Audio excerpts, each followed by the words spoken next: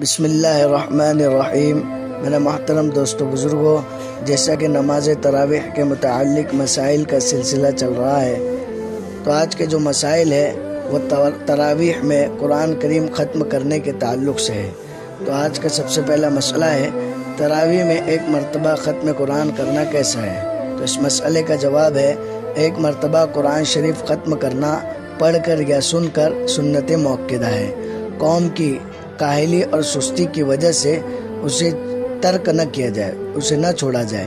2 مرتبہ ختم کرنا فضیلت ہے اور 3 مرتبہ افضل ہے، لہٰذا اگر ہر رکعت میں تقریباً 10 آیتیں پڑھی جائے تو 1 مرتبہ بسہولت ختم ہو جائے گا، آسانی سے 1 مرتبہ قرآن ختم ہو جائے گا۔ آگے دوسرا مسئلہ ہے مقتدیوں کی کاہلی کی وجہ سے ختم قرآن کا کیا حکم ہے۔ اگر مقتدی اس قدر ضعیف اور کاہل ہو یا 1 مرتبہ بھی قرآن شریف نہ سن سکے بلکہ اس کی وجہ سے جماعت تک چھوڑ دیں، تو پھر جس قدر سننے پر وہ راضی ہو اس قدر پڑھ لیا جائے یا علم تری کیف سے پڑھ لیا جائے، لیکن اس صورت میں ختم کی سنت کے ثواب سے محروم رہیں گے۔ آگے کا مسئلہ ہے ختم قرآن کے لیے دوسری مسجد میں جانا کیسا ہے۔ جواب ہے اگر اپنی مسجد کا امام قرآن شریف ختم نہ کرے تو پھر کسی دوسری مسجد پہ جہاں پر ختم ہو تراویح پڑھنے میں کوئی مذائقہ نہیں۔ آگے کا مسئلہ ہے 27 رمضان کی رات کو ختم کرنا زیادہ بہتر ہے یا نہیں۔ اگر رمضان المبارک میں ایک قرآن ختم کیا جائے تو 27ویں رات کو ختم کرنا زیادہ بہتر ہے، لیکن اس کو سنت نہ سمجھا جائے بلکہ کوشش کرے کہ 29ویں شب کو ختم کر دے۔ آگے کا مسئلہ ہے تراویح اور ختم قرآن دونوں ایک سنت ہے یا الگ الگ۔ تو اس مسئلے کا جواب ہے تراویح پڑھنا مستقل سنت ہے اور تراویح میں پورا قرآن کریم سننا الگ سنت ہے۔ جو شخص ان میں سے کسی ایک سنت کا تارک ہوگا وہ گنہگار ہوگا، ایک سنت کا چھوڑنے والا ہوگا تو وہ گنہگار ہوگا۔ لہٰذا رمضان کے چند دن میں تراویح سننے والے بقیہ مہینے کی تراویح سے فارغ نہیں ہو جاتے۔ عام طور پر لوگ کیا کرتے ہیں، بھائی 10 دن میں کلام پاک سن لیا تو باقی دن وہ تراویح پڑھتے ہی نہیں۔ ایسا نہیں کرنا چاہیے، بلکہ اگر آپ نے ایک کلام سن لیا ہے، ایک کلام پاک مکمل ہو گیا آپ کا تراویح میں، تو آپ تراویح نہ چھوڑیں بلکہ تراویح پڑھتے رہیں۔ آگے کا مسئلہ ہے تراویح میں ختم قرآن کا طریقہ کیا ہے۔ تو جواب ہے ختم والی شب یعنی اگر 19ویں رکعت میں والناس تک پڑھ کر 20ویں رکعت میں سورہ بقرہ کی آیات المفلحون تک پڑھے تو یہ مستحسن ہے۔ البتہ اس بات کا خیال رکھے کہ دوسری رکعت میں پہلی رکعت سے زیادہ طویل نہ ہو، اور اس طریقے کو لازمی بھی نہ سمجھا جائے۔ آگے کا مسئلہ ہے نماز تراویح میں صرف بھولی ہوئی آیات کو دہرانا کیسا ہے۔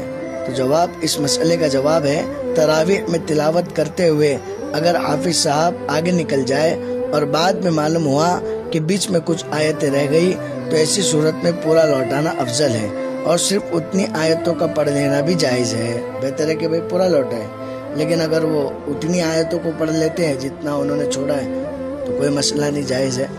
آگے کا مسئلہ ہے تراویح میں چھوٹا ہوا قرآن پورا کرنے کی ترکیب کیا ہے۔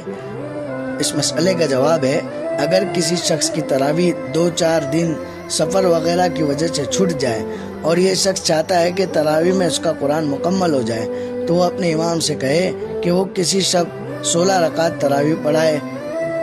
ان میں جس قدر ہمیشہ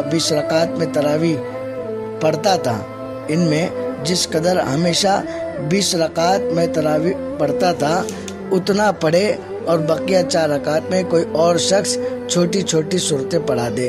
اب وہ شخص اور امام جس نے 16 رکعتیں پڑھائی ہے ان میں 4 رکعت نفل کی نیت کرے، پھر یہ امام 4 رکعت تراویح اس شخص کو پڑھائے جس کا کچھ قرآن کریم چھوٹ گیا ہے، اور ان میں وہ چھوٹا ہوا قرآن شریف پڑھ دے۔ اس طرح ہر روز کی تراویح میں بھی نقصان نہ ہوگا اور قرآن کریم بھی تراویح میں پورا ہو جائے گا۔ آگے کا مسئلہ ہے تراویح میں لقمہ دینا کیسا ہے۔ تو اس مسئلے کا جواب ہے اگر امام سے قرآن پڑھنے میں بھول ہو جائے تو مقتدی لقمہ دے سکتا ہے، لیکن لقمہ دیتے ہوئے اس بات کا خیال رکھنا چاہیے کہ امام کو مزید التباس میں نہ پڑ جائے، یعنی اگر امام صحیح طور پر پڑھنے کی کوشش کر رہا ہے تو اولاً اس کو موقع دیا جائے، اگر امام نہ پڑھ پائے تو پھر اس کو لقمہ دیا جائے۔ لقمہ کوئی ایک شخص دے اور اس طرح پڑھے کہ امام کو سمجھ میں آ جائے۔ آگے کا مسئلہ ہے نابالغ بچہ تراویح میں لقمہ دے تو کیا حکم ہے؟ اس مسئلے کا جواب ہے اگر کوئی نابالغ بچہ نماز تراویح میں ہو اور وہ امام کو لقمہ دے تو اس سے نماز فاسد نہیں ہوگی، نماز نہیں ٹوٹے گی۔ آگے کا مسئلہ ہے تراویح میں ایک ہی آیت کی تکرار سے سجدہ سہو کا کیا حکم ہے؟ ایک ہی آیت کو بار بار پڑھ رہا ہے۔ اگر کوئی حافظ نماز تراویح میں بھول جانے کی وجہ سے ایک ہی آیات بار بار پڑھتا ہے تو بھی اس کی وجہ سے سجدہ سہو لازم نہیں آئے گا۔ آگے کا مسئلہ ہے ختم قرآن کے موقع پر پانی وغیرہ دم کرنا کیسا ہے؟ اس مسئلے کا جواب ہے قرآن کریم کی برکت ہمیشہ ہوتی ہے، رمضان شریف کی برکت رمضان کے ساتھ خاص ہے، ختم کی برکت ختم کے ساتھ خاص ہے، تراویح کی برکت تراویح کے ساتھ، اس لیے ختم قرآن کے موقع پر پانی وغیرہ دم کرنا درست ہے، مگر اس کو رسم بنانا اور التزام نہیں کرنا چاہیے، لازمی اس کو نہیں کرنا چاہیے۔ آگے کا مسئلہ ہے ختم تراویح پر مٹھائی وغیرہ تقسیم کرنا کیسا ہے؟ تو اس مسئلے کا جواب ہے ختم قرآن شریف پر مٹھائی کے لیے چندہ کرنے میں عامتاً حدود کی رعایت نہیں کی جاتی، اس کو لازم سمجھا جاتا ہے، چندہ لینے میں زور ڈالا جاتا ہے، آر دلائی جاتی ہے کہ فلاں نے کم دیا، تفاخر یعنی فخر کیا جاتا ہے۔ بعض آدمی مجبوراً قرض لے کر دیتے ہیں، ان خرابی کی وجہ سے اس کو منع کیا جاتا ہے۔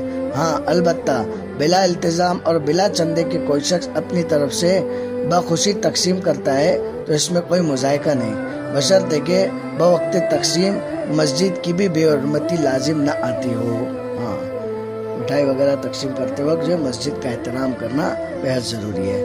آگے کا مسئلہ ہے چند حفاظ مل کر تراویح پڑھائے تو کیا حکم ہے؟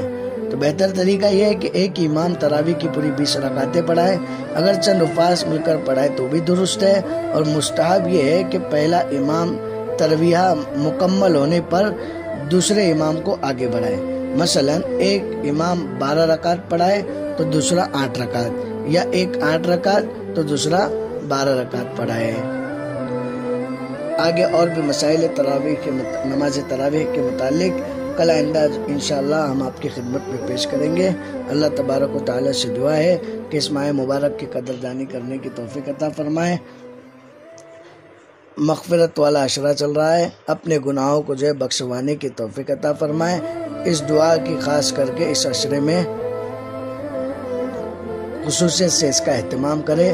اللہم اغفر لنا ذنوبنا یا رب العالمین۔